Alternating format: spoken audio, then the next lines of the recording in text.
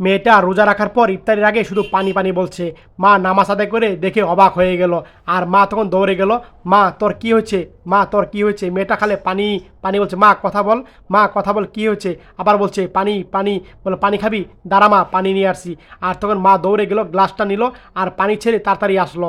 আর তখন দেখতে পেলো মেয়েটা না ফেরা দেশে চলে গেছে। এদিকে মাগরিবে আজান পড়লো, মা ওঠ ইফতারি করবি না, মা ওঠ। মেয়েটা কোনো কথাই বললো না, আর বললো আল্লাহ আমার মেয়ের কি হলো, আল্লাহ তুমি কি করলা, এভাবে কথা বলছে। আর এদিকে কে জানি দরজা টুকাচ্ছে। এই বোনটি তখন দরজাটা খুলতে গেল, আর দেখতে পেলো একটা হুজুর। বললো আল্লাহ, বললো মা আমি সারাদিন রোজা রেখেছি, কিচ্ছু খাই না, কিছু খাবার দাও না আমাকে।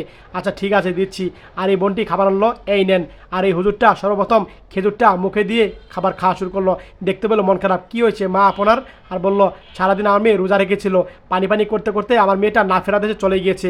কথা শুনে হুজুরটা একদম অবাক হয়ে গেল। আর বললো আল্লাহ এই রমজান মাসে তুমি তোমার বান্দাকে নিয়ে গেলা, তোমার বান্দা সারাদিন রোজা রেখেছিল, কিভাবে পারলা তোমার বান্দাকে নিতে। আল্লাহ আমি দোয়া করছি এই বান্দাকে তুমি ফিরিয়ে দাও। বোনটি কান্না করছে। হুজুরটা আল্লাহর দরবারে দোয়া করতে করতে রুমে ঢুকলো। আর এক পর্যায়ে বললো আল্লাহ তোমার বান্দাকে ফিরিয়ে দাও, আল্লাহ তোমার বান্দাকে ফিরিয়ে দাও। আর রুমে ঢুকে হুজুরটা একই কথা বলছে, হে আল্লাহ তোমার বান্দাকে ফিরিয়ে দাও।